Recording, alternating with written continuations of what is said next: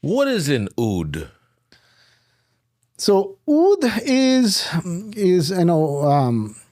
one of the most expensive ingredient in a perfume. It's called liquid gold by perfumers. It is a resin that grows in the heartwood of the Aquilaria or the agarwood tree.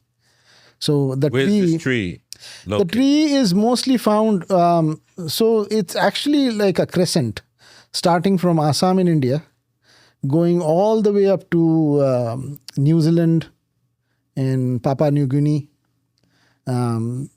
So the agarwood tree gets infected by a mold, by a rare mold, and in reaction to that infection, the tree starts oozing out this resin inside the tree. So it's the struggle that the tree goes through to bring out such a beautiful smell is amazing. It is really amazing. It is very rare. The best oud, according to me, comes out of India, Assam, followed by Indonesia. And there are regions, there are forests where these, oud grows. Now, in Cambodia and other places in Vietnam, they have started cultivating it. But that oud is very specific to that region, in Southeast Asia. This is so fascinating. So how did it become a part of Muslim culture? So, contrary to popular belief, the Buddhists actually consume oud more than the Arabs. Really? Yes. The Arab actually brought the flamboyance into it.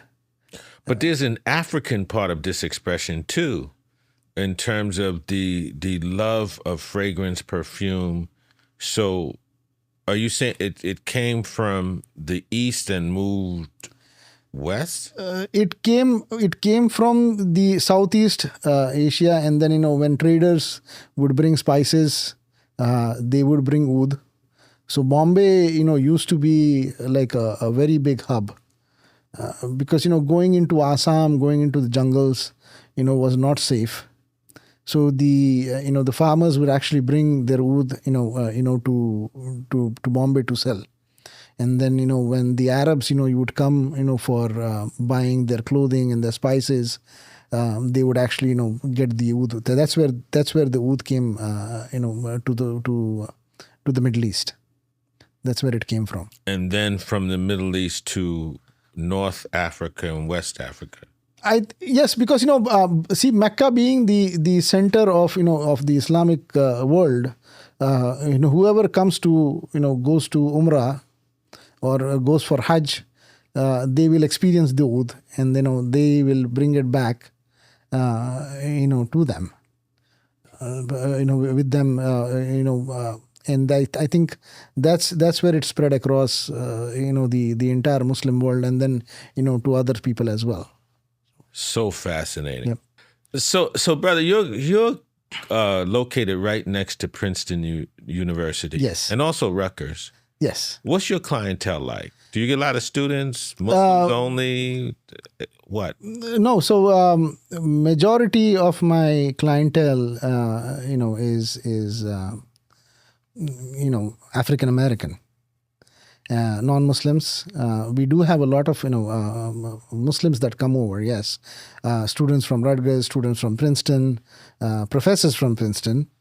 I have a mathematician who actually uses oud when he's doing his calculations, because oud helps you meditate, helps you concentrate. So Are these what percentage is Muslim? I would say around 20% is Muslims. So 80% of your clientele is non-Muslim? Yes. And they come for a variety of reasons. Sometimes the fragrance, sometimes meditation, sometimes... Yeah, so we offer, fragrances, for all walks of life. For men, women, young kids, old kids, teenagers, girls who like, gourmand candy-based fragrances. We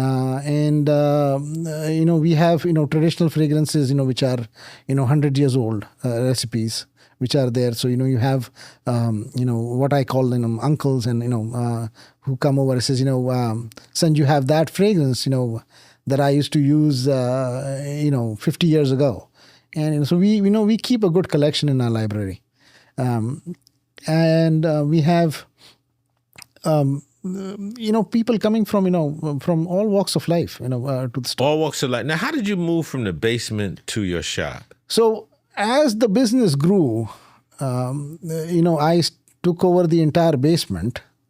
And how'd your wife feel about that? Well, there was no room for the kids to play. So she said, says, this is it. You need to to move out of the house. So luckily for me, there was a building up for sale that I was able to purchase not too far from home. That's how in 2017 we opened up a brick and mortar store in South Brunswick. Alhamdulillah. Yeah, alhamdulillah. So that actually opened up we could actually welcome a lot of our customers who can try and buy, so that whole concept about selling it on online, where you are blind buying something. People could actually come into the store, they could try it, they can try various fragrances. And that actually helped us a lot because, what I learned was, people end up buying not just one fragrances at a time. They buy multiple fragrances. And, so, it worked out very good for us. You still have a large online following? We still have a large online following, yes. Now we have around, and social media has helped us a lot. We have close to 40,000 followers on TikTok. We have a decent following on Instagram and Facebook. Our Facebook account is 15 years old. So we have, a lot of loyal customers who follow us. 2 years ago, one of an Arabic fragrance went viral on TikTok, which was sold from our store. And that actually propelled us, on social media. It was, we actually made a lot of money selling that product.